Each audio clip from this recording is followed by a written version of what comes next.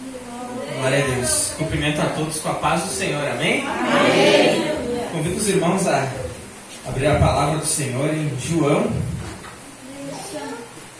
capítulo 18, a partir do versículo 33. Amém, meus irmãos? Amém. Vamos ler a palavra do Senhor. Diz assim: Tornou Pilatos a entrar no pretório, chamou Jesus e perguntou-lhe: És tu o rei dos judeus? Respondeu Jesus: Vem de ti mesmo esta pergunta, ou te disseram outros a meu respeito? Replicou Pilatos: Porventura sou judeu? A tua própria gente e os principais sacerdotes é que te entregaram a mim. Que fizeste? Respondeu Jesus: O meu reino não é deste mundo. Se o meu reino fosse deste mundo, os meus ministros se empenhariam por mim, para que não fosse eu entregue aos judeus. Mas agora o meu reino não é daqui. Então lhe disse Pilatos: Logo tu és rei? Respondeu Jesus: Tu disseste que sou rei. Eu para isso nasci, e para isso vim ao mundo, a fim de dar testemunho da verdade. Todo aquele que é da verdade ouve a minha voz. Perguntou-lhe Pilatos: Que é a verdade? Tendo dito isto, voltou aos judeus e lhes disse: Eu não acho nele crime algum. Amém? Amém. Agora vamos ler também em Lucas capítulo 23. Lucas capítulo 23, a partir do versículo 39. Diz assim: Um dos malfeitores crucificados blasfemava contra ele, dizendo: Não és tu o Cristo? Salva-te a ti mesmo e a nós também. Respondendo-lhe, porém, o outro repreendeu-o, dizendo: Nem ao menos temes a Deus, estando sob igual sentença? Nós, na verdade, com justiça, porque recebemos o castigo que os nossos atos merecem, mas este nenhum mal fez. E acrescentou: Jesus, lembra-te de mim quando vieres no teu reino. Jesus lhe respondeu: Em verdade te digo que hoje estarás comigo no paraíso. Amém? Pode tomar o teu assento. Tem um tema que eu coloquei na mensagem dessa noite, e esse tema é uma pergunta. Esse tema é: Jesus é seu rei? Vou repetir: Jesus é seu rei? Amém. Agora eu te convido a repetir comigo: Jesus é seu rei? Mais uma vez: Jesus é seu rei? Amém. Porque a gente vê que é isso, que essa pergunta que Pilatos faz para Jesus naquele momento ali. Eu vou separar a mensagem em alguns tópicos, e o primeiro tópico é o contexto. A gente leu o texto que fala sobre um período que antecede a crucificação. No momento que a gente lê João e também em Lucas, Jesus já está crucificado. Então a gente vê que são os momentos cruciais, propriamente ditos, da palavra de Deus. A gente vê que Jesus, antes disso, ele estava no jardim do Getsêmani, ele estava com seus discípulos, 11 deles, sendo que Jesus tinha 12 discípulos. Quantos discípulos Jesus tinha? 12. Mas 11 estavam com ele, porque um havia saído, porque um iria traí-lo naquela mesma noite.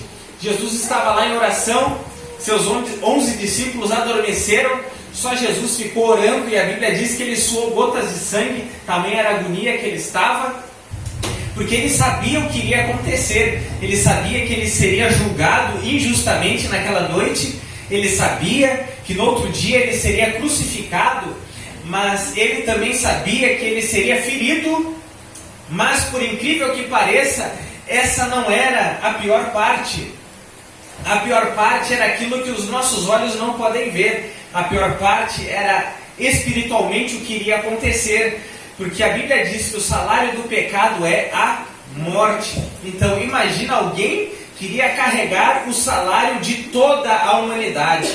Então ele não pecou, e ele não levaria apenas o pecado de uma pessoa, que já seria a morte, mas ele levaria a condenação que viria sobre todos. Então, estava sobre ele não apenas o pecado de um, mas o pecado de todos. E a gente vê que ele chega a orar dizendo: Pai, se possível, passa de mim esse cálice. Todavia seja feita a tua vontade e não a minha. Mas que cálice é esse? Esse cálice não era apenas o sofrimento físico que ele iria sofrer, mas esse cálice era um cálice que ninguém teria coragem ou ninguém que iria querer tomar desse cálice, porque esse cálice era o cálice da ira de Deus, onde a Bíblia diz desde o Antigo Testamento, no livro de Salmos, que esse cálice ele borbulhava, tamanha era a ira de Deus. Tamanha era a ira de Deus em relação à humanidade por causa do pecado que foi acumulando e acumulando e acumulando e nunca foi expiado, nunca foi cessado, nunca foi pago o preço por todo esse pecado. Porque a Bíblia vai dizer em Hebreus que o sangue de animais, o sangue de touros, o sangue de bodes, o sangue de ovelhas não podem remir as pessoas do pecado. Então se tornou algo superficial, se tornou algo que não mais fazia sentido para Deus, porque para as pessoas virou um costume sacrificar um animal. As pessoas não se arrependiam mais dos seus pecados. Então foi necessário um sacrifício superior, porque era necessário que fosse feita uma superior aliança. Então seria feito um sacrifício superior, que não era apenas um ser humano morrendo, se sacrificando, mas era Deus morrendo no lugar dos homens, porque Jesus não era qualquer um, Jesus não era apenas um homem, mas Jesus era Filho de Deus e Jesus era Deus. Amém? Até aqui, levanta a mão quem entendeu.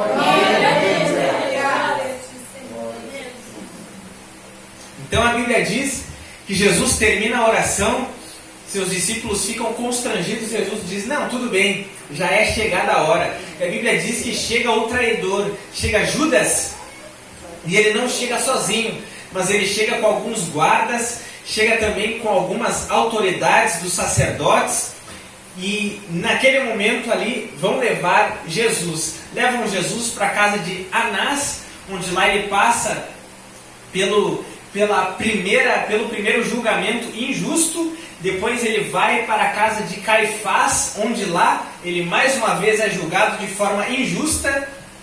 E lá a Bíblia vai dizer que pessoas dão murros no rosto de Jesus, ou seja, dão socos, dão tapas, cospem no rosto dele, ferem ele. Então agora Jesus já não estava em toda a sua integridade, mas Jesus estava já ferido. E a Bíblia diz que vai amanhecer, chega de manhã cedo, entre 5 e 6 da manhã, levam Jesus até o pretório, que era onde ficava Pôncio Pilatos, que era o governador. Então agora Jesus já não estava mais apenas com as autoridades religiosas, mas agora Jesus estava diante de uma autoridade política. E quando Jesus chega diante de Pilatos, Jesus chega com o rosto, quem sabe inchado, quem sabe sangrando, estava cuspido o seu rosto. Então Jesus não estava bem apresentado. E quando Jesus chega diante de Pôncio Pilatos, Pilatos pergunta para Jesus: tu és rei? Pilatos faz essa pergunta para Jesus: tu és rei? Tu és o rei dos judeus? E aí Jesus diz para ele: é tu que me faz essa pergunta ou outros te disseram a meu respeito? Todos entenderam até aqui?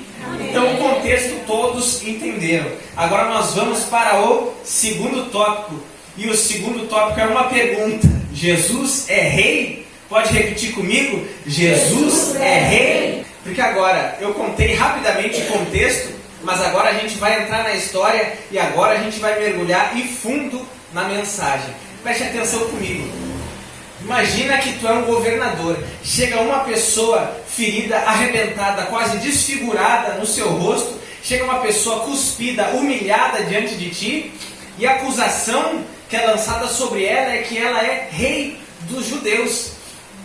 E aí aquele homem está diante de ti, imagina tu sendo Pôncio Pilatos, e essa pessoa humilhada, com o rosto ferido, o rosto cuspido, está diante de ti, e a condenação ou a acusação daquela pessoa é que aquela pessoa é rei. E aí tu olha para aquela pessoa que está humilhada e tu faz a pergunta: tu é rei?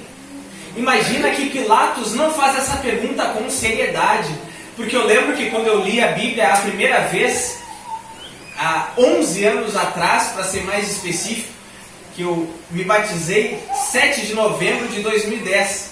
E eu lembro que quando eu comecei a ler a palavra do Senhor, eu comecei pelo Novo Testamento, e quando chegou a parte do julgamento de Jesus, eu me perguntava, por que Jesus não responde direito às perguntas que fazem para ele?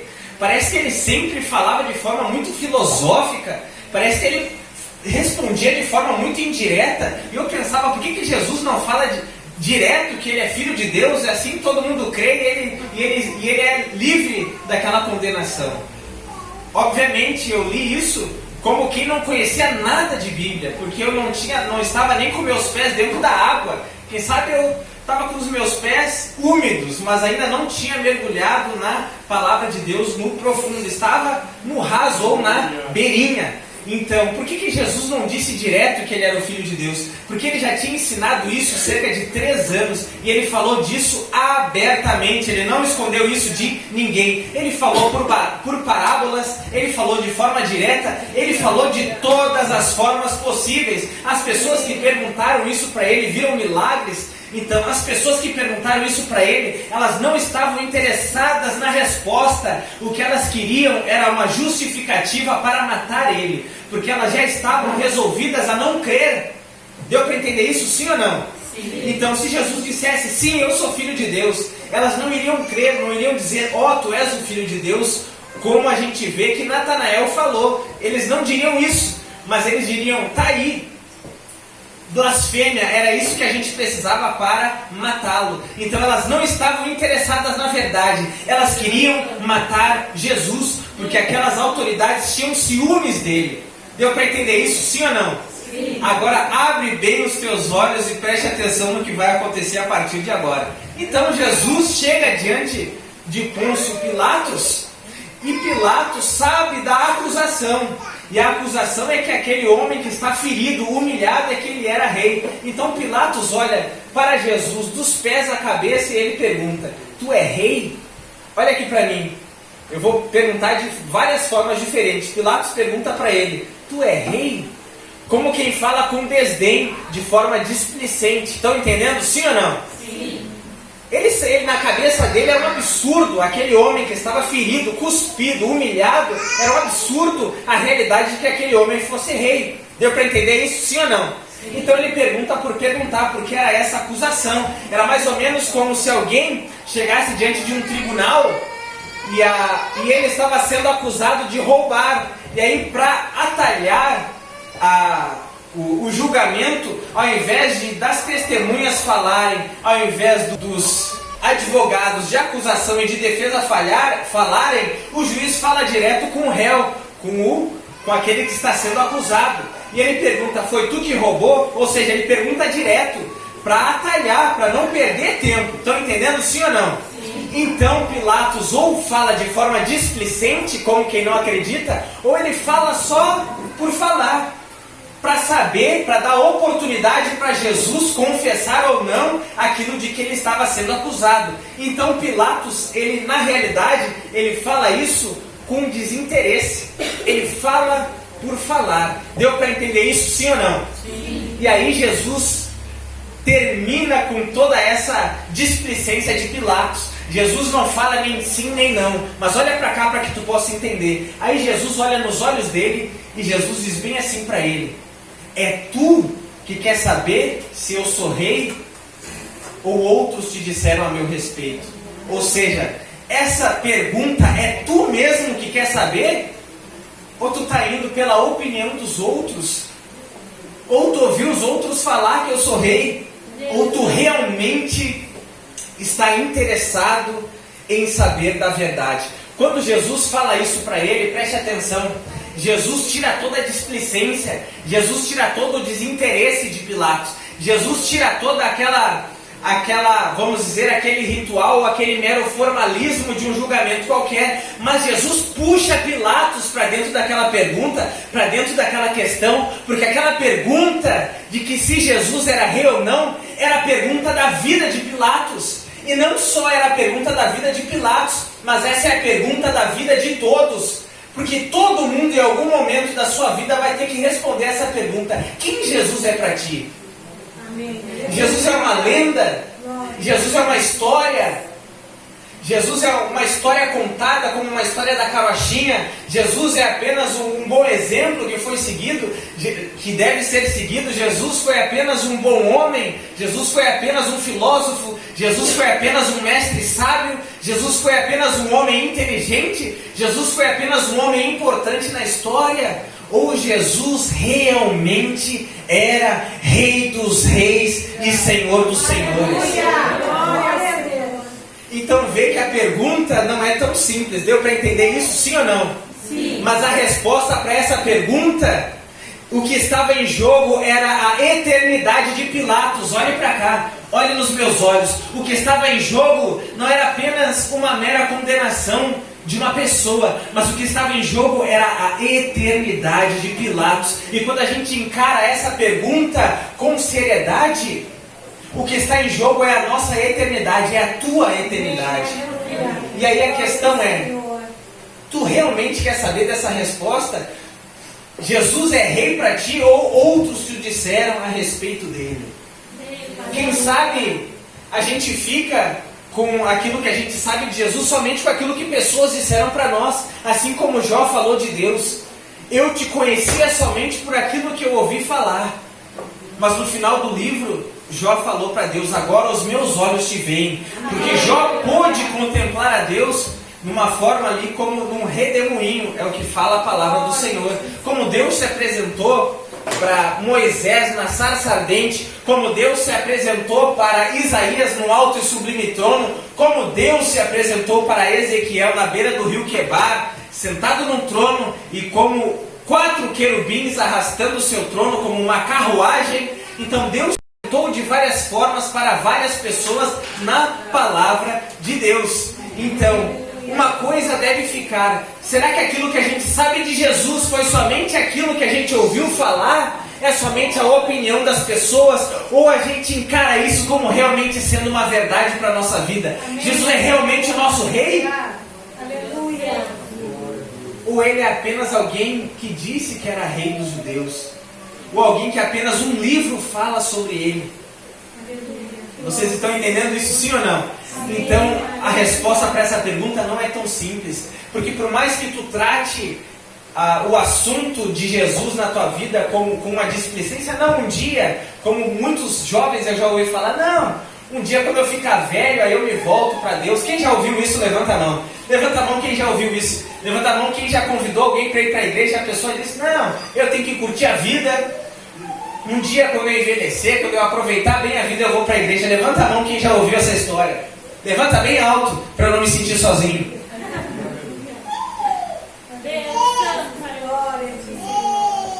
Então, vê que muitas pessoas tratam com displicência isso. Jesus é seu rei? Jesus é teu rei? Jesus governa a tua vida? Muitas pessoas falam, eu acredito em Deus.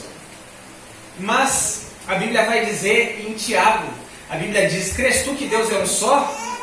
Fazes bem, até os demônios creem e estremecem. Até os demônios creem e tremem. Ou seja, crer que Deus existe, não há mérito algum. E isso não é nada surreal ou sobrenatural para Deus. Para Deus é óbvio alguém crer nele. Porque a Bíblia vai dizer em Romanos capítulo 1, que a própria criação é uma prova suficiente da existência de Deus. Se tu pisa em uma terra, se tu vive em um mundo, isso já é uma prova suficiente da existência de Deus.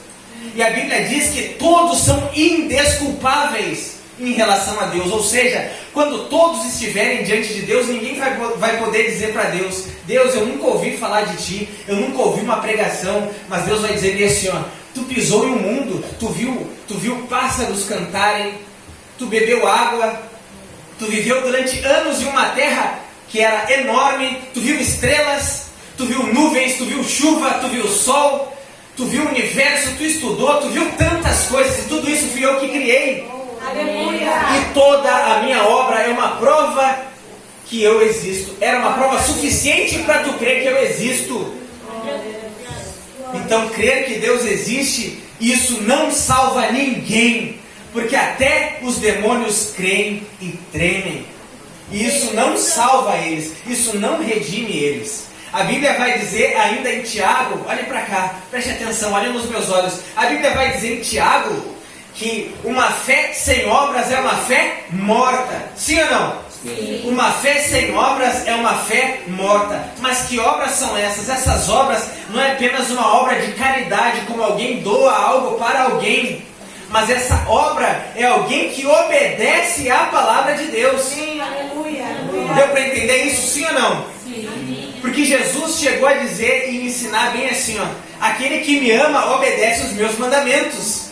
Quem não me ama não guarda os meus mandamentos. Ou seja, tanto a fé verdadeira quanto o amor verdadeiro são provados pela obediência à palavra de Deus. Amém, aleluia. Porque se a palavra de Deus não governa a vida de alguém, então Jesus não governa a vida daquela pessoa.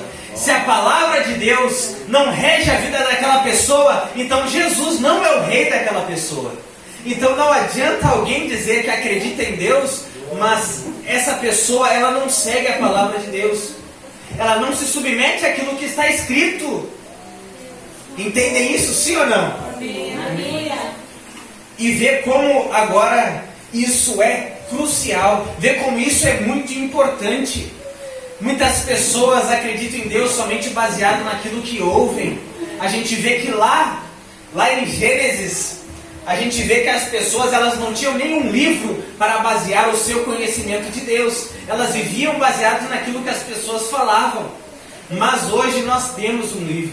E graças a Deus por isso. Amém, aleluia. E olha que coisa interessante, ainda sobre essa pergunta, Jesus é rei? Quando a gente olha para a cena daquilo que estava acontecendo, a gente vê pessoas prendendo Jesus, levando Jesus, e quando a gente olha para a cruz, a gente vê pessoas ferindo Jesus, e a gente vê como se fossem pessoas matando Jesus. Mas na realidade, ninguém prendeu Jesus, e na realidade, ninguém matou Jesus, porque Jesus ensinou bem assim, ó: ninguém tira a minha vida, eu é que dou ela. Eu tenho poder para dar e tenho poder para recebê-la de volta, para tomá-la de volta. Então quem é que pode matar alguém que pode dar a sua vida e tomá-la de volta? Então quando a gente olha um filme, quando a gente olha uma peça de teatro de alguém prendendo Jesus, de alguém matando Jesus, aquilo que a gente está vendo é somente a casca. Aquilo que a gente está vendo é somente aquilo que é aparente, é somente algo superficial. No profundo, na verdade, espiritualmente, ninguém matou Jesus. Foi Ele que deu a sua vida. Porque Ele disse: tenho poder para dá-la e tenho poder para tomá-la de volta. Porque assim o meu Pai ordenou. E a gente vê que quando foram prender Jesus, Jesus perguntou: a quem vocês vieram buscar? E eles disseram: Jesus de Nazaré. E Ele disse: sou eu. Todo mundo caiu no chão. Agora, pensa comigo, Jesus podia ir embora, sim ou não? Estava todo mundo no chão. Agora pensa comigo, poderia alguém prender alguém que diz: sou eu, e todo mundo cai no chão?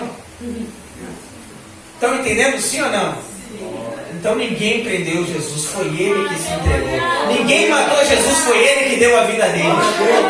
E quando a gente olha para essa realidade, a gente coloca Ele no seu devido lugar. Ele não era qualquer um. Ele não era um homem qualquer. Ele era Deus. Ele era o Filho de Deus. Ele era Deus. Como pode alguém prender ou como pode alguém matar alguém que andava sobre as águas? Alguém que dava ordem para um morto e aquele morto ficava vivo? Como pode alguém prender alguém que transformava 5 pães e 2 peixinhos e alimentava uma multidão? Como pode alguém matar e prender alguém assim? Ninguém poderia. Ele se entregou para ser preso, ele deu a sua vida para morrer. Ele tinha poder para dar e tinha poder para tomá-la de volta. Então ele não era qualquer um. Ele não era um preso político e ele não era um preso religioso. Ele deu a sua vida de forma sacrificial para a salvação de toda a humanidade. Ele não era qualquer um. E agora Pilatos está diante dele. Pilatos pergunta: tu é rei? E agora eu te pergunto: Jesus é seu rei? Jesus é seu rei? O homem que melhor narra a coroação de Jesus como rei foi o maior rei de Israel, sem contar Jesus. E esse rei é o rei Davi. Qual é o nome desse rei? Davi. Davi viveu muitos séculos antes de Cristo. Foram muitos séculos antes de Cristo que Davi viveu. Mas Davi, é como se Davi colocasse um binóculo nos seus olhos, que não apenas enxergava a longa distância, mas é como se ele pudesse, Deus permitiu que ele enxergasse além do seu tempo. E Davi, ele narra de forma muito tremenda muitas passagens da coroação de Jesus como rei. A gente vê que Davi começa no Salmo de número 22 falando da crucificação. E o Salmo de número 22 começa dizendo: Deus meu, por que me desamparastes? E foi isso que Jesus falou na cruz. Deus meu, por que me desamparastes? Ainda no Salmo de número 22, Davi vai dizer: uma súcia de malfeitores me cerca. E havia malfeitor do lado direito e do lado esquerdo de Jesus. E no Salmo de número 22, Davi ainda escreve dizendo: traspassaram-me as mãos e os pés. E como é que Jesus estava na cruz? Pregadas as mãos e os pés. Olha como ele narra de forma detalhada e perfeita. E ainda no Salmo 22 ele continua falando da crucificação. Ele diz: lançaram sortes sobre as minhas vestes. E foi isso que os soldados que feriram Jesus fizeram. Isso tudo no Salmo de número 22, que foi escrito séculos e séculos antes do nascimento de Jesus. Deu para entender isso, sim ou não? E aí, da crucificação, a gente pula para a morte de Jesus. Que quem narra a morte de Jesus também é o rei Davi. E a morte de Jesus está narrada no Salmo de número 31, onde o próprio Jesus fala assim, ó: Pai, nos teus braços entrego o meu espírito. Nas tuas mãos entrego o meu espírito. E foi isso que Jesus falou na cruz. E Davi escreveu isso no Salmo de número 31.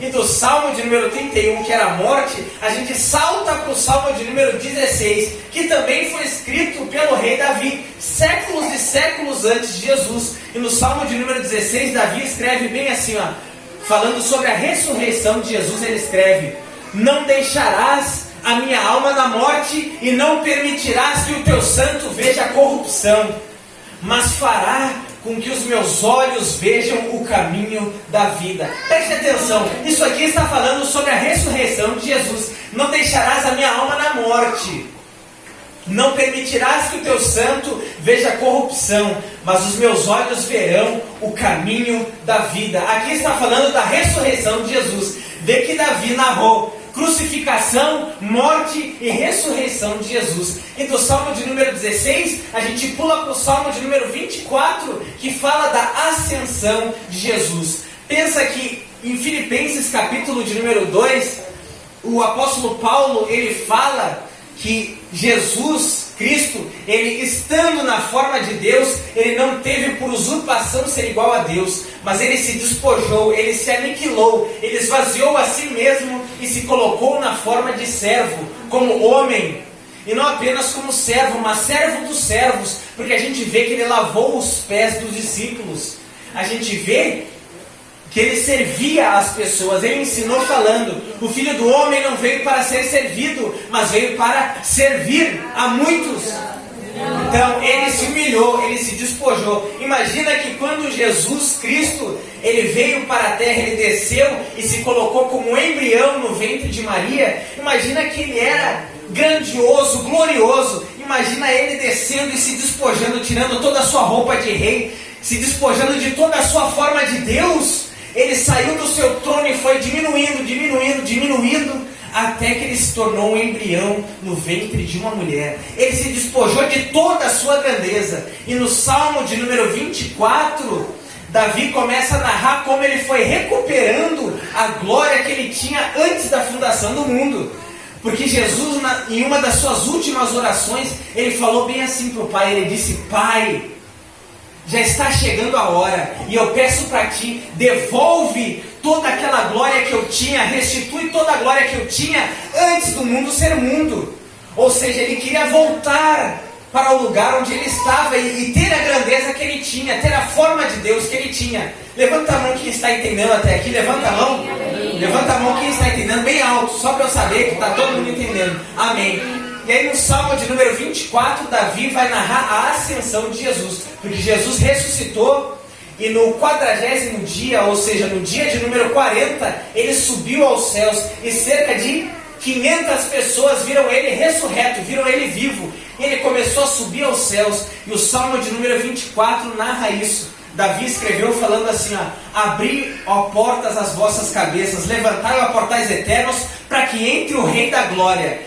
E aí os guardas perguntam, e esses guardas são os anjos perguntando: quem é o Rei da Glória? E a Bíblia fala: é o Senhor dos Exércitos, Ele é o Rei da Glória. Imagina as portas, os portais do céu se abrindo, porque enquanto Jesus subia, o ponto final de chegada dele era no terceiro céu, que o apóstolo Paulo fala que viu em 2 Coríntios capítulo 12, ele diz que viu os céus, ele foi até o terceiro céu e viu coisas inefáveis que não é lícito ao homem dizer. Então Jesus iria subir até o terceiro céu, então à medida que ele ia subindo, portas e portais iam se abrindo, e ele foi aumentando e recebendo cada vez mais toda aquela glória que ele tinha antes de descer. Então imagina que ele subiu na forma de homem, mas quando ele foi se assentar, quando ele chegou lá em cima, ele já estava na forma de Deus, com toda a sua glória. E aí do Salmo de número 24 a gente salta para o Salmo de número 110, escrito pelo rei Davi, séculos e séculos antes de Jesus. E ele fala da glorificação de Jesus. Ele fala do momento que Jesus chega lá em cima no céu, e ele diz bem assim, ó: disse o Senhor ao meu Senhor: assenta-te à minha mão direita, até que eu ponha os teus inimigos por escabelo dos teus pés. E a gente vê que Estevão, que antes de morrer apedrejado, Estevão olha para os céus abertos e ele enxerga Jesus Cristo de pé à direita do Pai.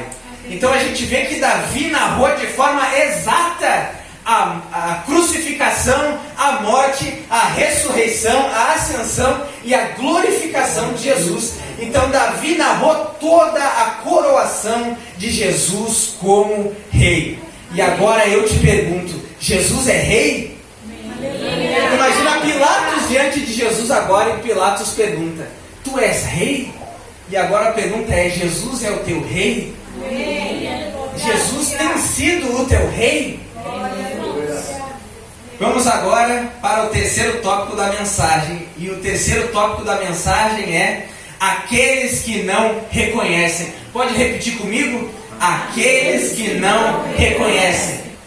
Aqueles que não reconhecem Jesus como rei, eles relativizam a verdade.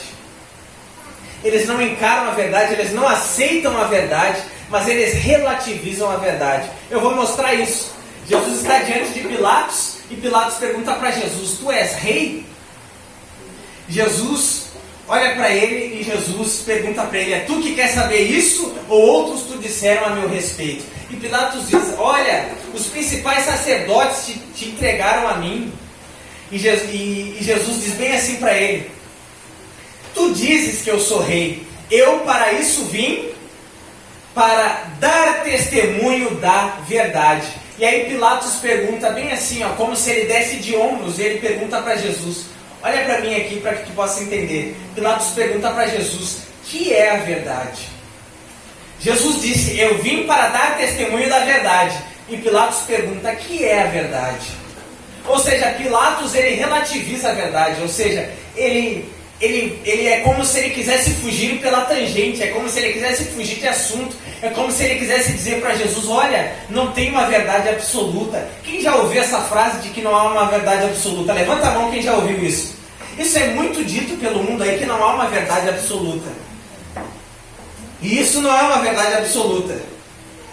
Que não há uma verdade absoluta. Existe uma... Alguns entenderam e riram. Nem todos entenderam o que eu falei, alguns entenderam e sorriram. Existe uma verdade absoluta.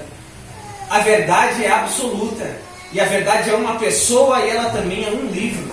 Jesus disse: eu sou o caminho, a verdade e a vida. Ninguém vem ao Pai a não ser por mim. Ou seja, Jesus é a verdade.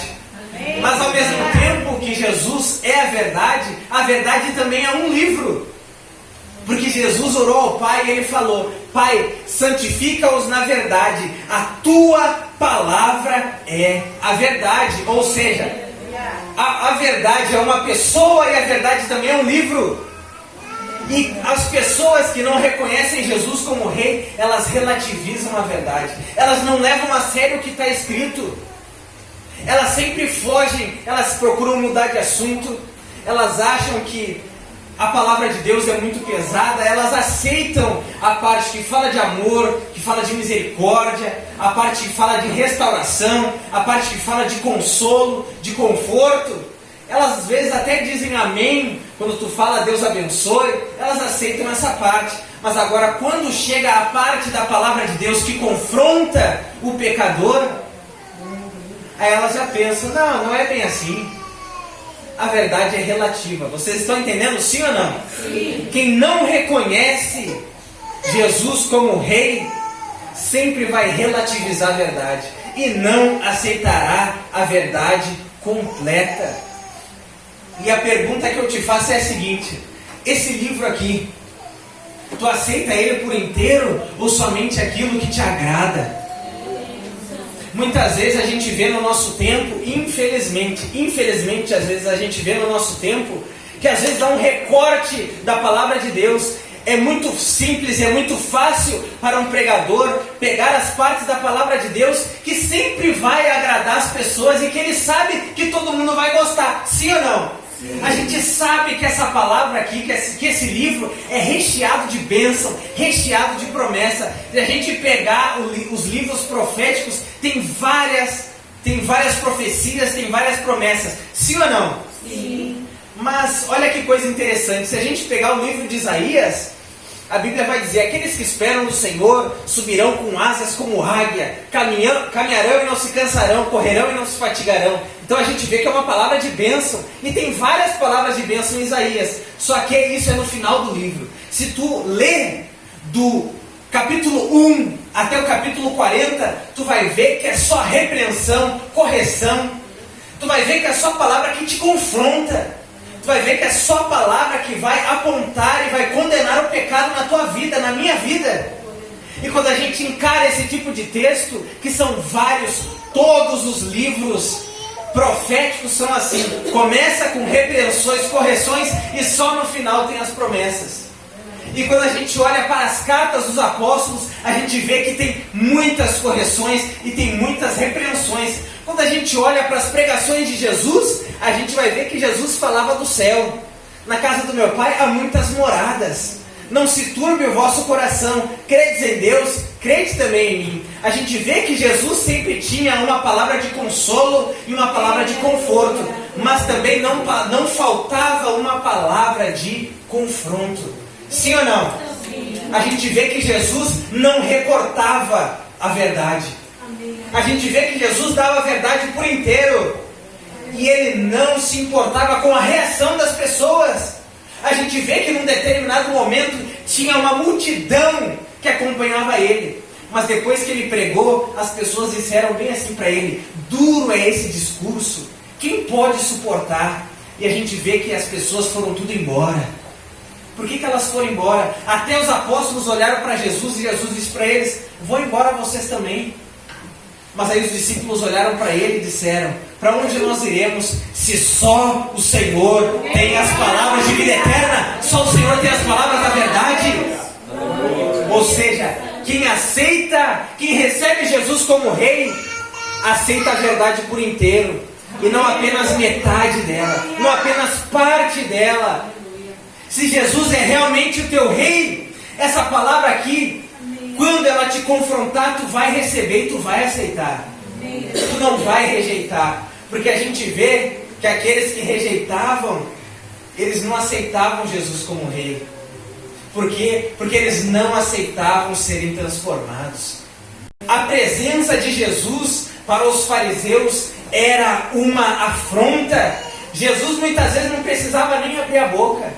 Eles eram cínicos com Jesus, eles diziam: mestre, sabemos que tu és enviado da parte de Deus, porque ninguém pode realizar as obras que o Senhor realiza se não for da parte de Deus. Quem disse isso foi Nicodemos, um fariseu, principal dos fariseus.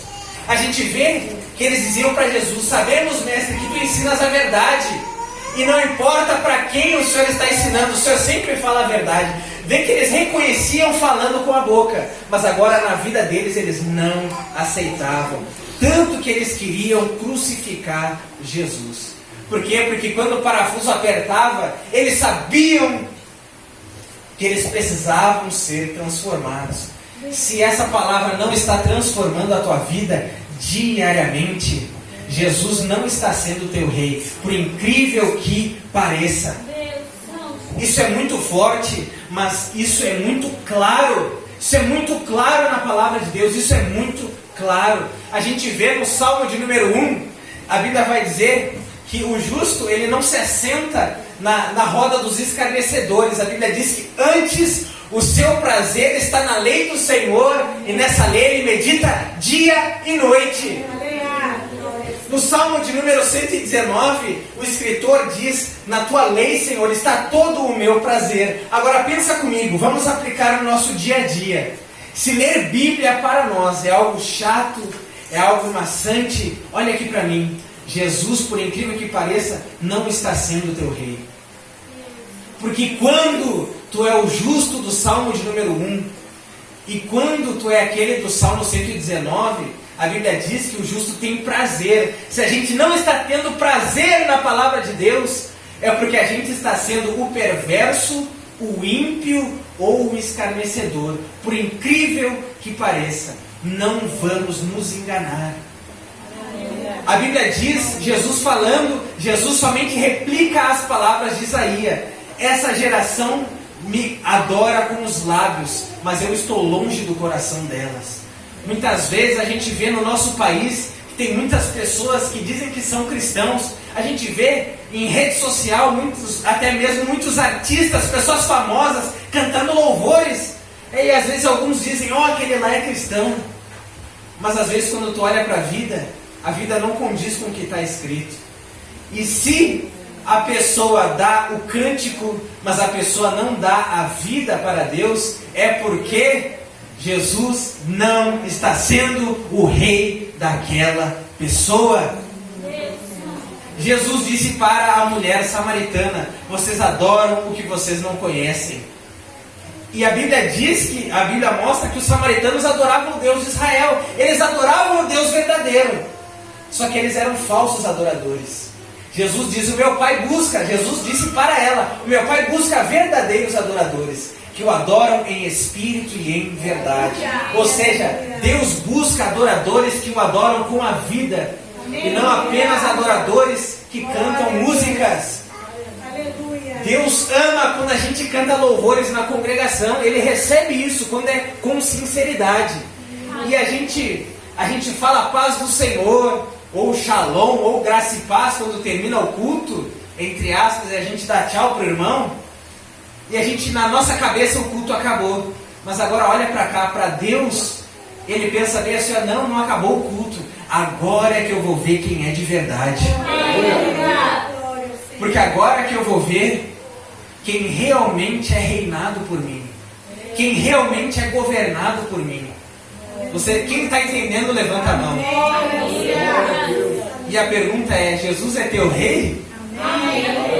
Tu reconhece Jesus como rei? O que impedia aquelas pessoas de reconhecerem Jesus como rei? A gente vê que se Pilatos reconhecesse Jesus como rei, os escribas e fariseus disseram bem assim para ele: olha para cá, por mais que Pilatos tivesse dito, não vejo crime algum nele.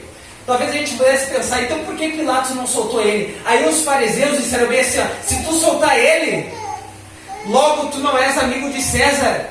E quem era César? César era o rei humano. Então Pilatos deixaria de ser governador. Quem entendeu, levanta a mão. Ou seja, ele perderia o seu cargo se ele soltasse Jesus e reconhecesse Jesus como rei. Ele perderia o seu cargo. Mas ele não quis perder o cargo dele. Então ele mandou açoitar Jesus e decidiu lavar as mãos, ele disse: pode crucificar, já que vocês pediram isso. Então ele escolheu a glória dos homens e não a glória de Deus. E por que os fariseus queriam tanto que Jesus morresse? Porque eles eram invejosos. Eles sabiam que se eles reconhecessem Jesus como rei, eles precisavam reconhecê-lo como mestre. Eles deveriam seguir os seus ensinamentos. Eles deveriam mudar de vida. Eles deveriam reaprender novamente tudo que eles achavam que sabiam. E para não perder o cargo, eles decidiram matar o Filho de Deus, porque é mais fácil se livrar do que ser transformado. Entendem isso, sim ou não? Sim. Eles escolheram a glória dos homens mais do que a glória de Deus. E a Bíblia diz que os fariseus, eles convenceram a multidão a gritar: crucifica-o, em relação a Jesus. E sabe como é que eles convenciam a multidão? A Bíblia mostra anteriormente que está escrito que eles ameaçavam as pessoas. Eles expulsavam as pessoas das sinagogas e quem sabe até mesmo do templo, quem reconhecesse Jesus como Cristo, como Messias. Então eles diziam: se vocês não gritarem crucificai-o, vocês estão expulsos da congregação, vocês estão expulsos da sinagoga. Estão entendendo? E aí o povo, para não ser expulso da congregação, entre aspas, a igreja da época, eles gritaram crucificai-o. Por quê? Porque para não perder um lugar na congregação, para não perder o status, eles escolheram a glória dos homens e não a glória de Deus. E todas as pessoas que preferem a glória dos homens e não a glória de Deus, são pessoas que resistem e não reconhecem Jesus como Rei. Porque todo aquele que reconhece Jesus como Rei sabe que precisa ter uma vida diferente. Sim ou não? Sim. É transformado. Mas olha para cá. E nessa transformação a pessoa não muda sozinha. É impossível alguém mudar sozinho. O Rei é quem se responsabiliza por essa transformação. Essa transformação começa a acontecer quando essa palavra começa a entrar dentro de nós. Quando a gente lê e a gente começa a aceitar o que está escrito e acatar o que está escrito, aí a Bíblia transforma o nosso caráter. E aí a gente não é mais o mesmo. Estão entendendo, sim ou não? Sim. E aí Jesus começa a reinar. Porque se não for assim, Ele não é o nosso Rei. Eu vou para a última parte da mensagem para finalizar. E a última parte é aqueles que reconhecem. Pode repetir comigo? Aqueles que reconhecem. Mais uma vez. Aqueles que reconhecem. Por mais que alguns não reconheceram, a gente vê que teve aqueles que reconhecem. Assim como na vida tem aqueles que reconhecem e tem aqueles que não reconhecem. A Bíblia fala, João capítulo 1, versículo 12. Antes disso fala que Cristo veio para os seus, mas os seus não o receberam. Mas a todos quantos o receberam, deu-lhes o poder de serem feitos filhos de Deus. Aqueles que creem no seu nome, ou seja, aqueles que reconhecem Jesus como Rei, como Filho de Deus, se tornam filhos de Deus. Deu para entender isso, sim ou não? Amém. Aí a gente vê que os religiosos da época não reconheceram. A gente vê que as autoridades políticas da época não reconheceram Jesus como Rei. Mas agora, quando Jesus está pendurado na cruz, tem mais um homem que não reconhece, que olha para Jesus, ele está do lado esquerdo de Jesus e diz para Jesus: se tu é mesmo Filho de Deus, então faz com que a gente desça daqui. Se livra dessa e livra nós também. Por quê? Porque na cabeça dele é literalmente aquele que crê somente para ter vantagens. Não, eu creio em Deus só para ser abençoado. Só se Ele fizer um milagre eu creio. Aí depois que Deus faz o milagre, ele fica um tempo, mas depois sai e volta para a estaca zero. Aqueles que creem ou querem somente o benefício da fé, mas não querem a transformação que a fé gera. Então ele diz: se tu é mesmo Filho de Deus, então desce daí e livra a gente dessa também. Aí o outro que está do outro lado pensa que crucificado era somente os piores criminosos da época, aqueles que matavam, aqueles que faziam coisas terríveis, eram somente os piores criminosos que eram crucificados. E ali está Jesus, no meio deles. E aí aquele que está do lado direito de Jesus olha para o outro e diz bem assim, ó, tu nem ao menos temes a Deus, estando sob igual condenação, igual sentença? Esse nenhum mal fez, mas agora nós merecemos essa condenação. Ou seja, ele reconheceu que ele merecia aquela condenação, ou seja, ele reconheceu os seus pecados, seus crimes e seus delitos. Ele reconheceu abertamente, ele confessou. Aí ele olha para Jesus, que olha para cá, ele não está ferido como estava diante de Pilatos, que só tinha apanhado no rosto e cuspido, mas Jesus está dilacerado. Jesus está totalmente desfigurado, está pior ainda, e ainda está semi-nu. E ele olha para Jesus todo arrebentado, vê aquela coroa de espinhos, e ele olha para Jesus e ele diz: Senhor, lembra-te de mim quando vieres no teu reino. Os religiosos não creram, não reconheceram. Os políticos não receberam, não reconheceram. Mas o pior criminoso da terra reconheceu. Jesus olhou para ele e disse: em verdade te digo, hoje mesmo estarás comigo no paraíso. Ou seja, às vezes a posição impede a pessoa, pode ser um empecilho para a pessoa reconhecer Jesus como rei, por incrível que pareça. Mas aquele que está pior, aquele que está prestes a morrer, o pior criminoso, quem sabe é aquele que está mais perto de confessar. Por incrível que pareça, aos nossos olhos, aos olhos humanos, a gente pensa, não, Pilatos era mais justo que o criminoso, porque a justiça aos olhos humanos ela é diferente do que aos olhos de Deus. Para Deus é preto e branco. Mas agora aos nossos olhos tem várias escalas de cinza. Não, aquele lá é melhor do que aquele. Aquele lá é um pouco melhorzinho. Não, aquele lá é um pouco pior. Quem está entendendo isso, levanta a mão. Aquele lá é mais justo que o outro. Aquele lá é pior. Para nós há várias escalas de cinza. Para Deus não, é preto e branco. É justo e ímpio. Se tu ler Provérbios, tu vai ver isso. É o tolo e o sábio, o justo e o ímpio. Não tem meio termo. Sim ou não? Sim. Não tem meio termo. Com Deus é preto no branco. Não tem meio termo. Não tem escala de cinza. Às vezes para nós aquilo que parece branco, para Deus é um trapo imundo. Isaías diz que a nossa justiça própria é trapo de imundícia aos olhos de Deus.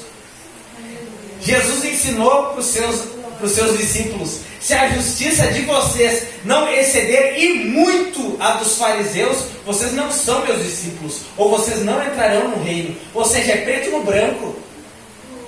Ou reconhece ou não reconhece, ou é ou não é, ou é cristão ou não é, ou é nascido de novo ou não é. Não tem meio termo. Ou Jesus é teu rei ou ele não é. Não tem como a gente querer se desfazer disso. Não tem como a gente lavar as mãos numa bacia d'água. Isso não nos torna inocentes aos olhos de Deus. Jesus disse para Pilatos: aquele que me entregou para ti, maior pecado tem. Preste atenção, aquele que me entregou para ti, maior pecado tem. Ou seja, Jesus não estava dizendo para Pilatos que ele era inocente por condená-lo. Mas Jesus estava dizendo que aquele que o entregou, que era Judas, tinha maior pecado. Mas condená-lo injustamente também era pecado. Então um dia Pilatos estará diante de Jesus, e se Pilatos não se arrependeu, é como se Jesus fosse pedir uma bacia d'água. Agora é tu que é réu, tu não me reconheceu. E agora? Quem é rei? Estão entendendo sim ou não? Um dia todos nós estaremos diante de Jesus. E Jesus vai perguntar: e aí, eu fui o teu rei? Eu governei a tua vida? E não tem meio termo. Em nome de Jesus Cristo, mergulhe, deixe Cristo governar a tua vida por completo. Não esconda nada. Não esconda nada dele. Deixe ele governar a tua vida por completo. Por mais que tu não esteja 100% em todas as áreas da tua vida, reconheça diante dele, peça a transformação. Não coloque debaixo do tapete, mas diz: Senhor, eu confesso, me ajuda a melhorar. Transforma essa área da minha vida, mas não esconde, não faz de conta. A Bíblia diz em Provérbios: aquele que encobre o seu pecado não prospera, mas aquele que confessa e deixa alcança a misericórdia. Quem sabe pode estar aqui o pior criminoso da face da terra. O pior criminoso olhou para Jesus e disse: Senhor, lembra-te de mim quando entrares no teu reino. Se hoje tu reconhecer Jesus como rei e deixar ele governar a tua vida a partir de agora, a tua vida vai ser outra. A tua vida vai ser outra. Porque a tua vida não vai terminar no horizonte. A tua vida será eterna. Porque Ele veio para dar vida e vida em abundância. Se coloque de pé em nome de Jesus. Meu irmão, mastiga esse livro. Come esse livro. Deixa esse livro governar a tua vida. Se esse livro governar a tua vida, é porque Jesus governa a tua vida. Se tu está buscando diariamente, como justo que está escrito na palavra, meditar, ler essa palavra e deixá-la te transformar dia após dia, é porque Jesus está governando e reinando a tua vida. Não deixe de fazer isso. Não deixe de fazer isso.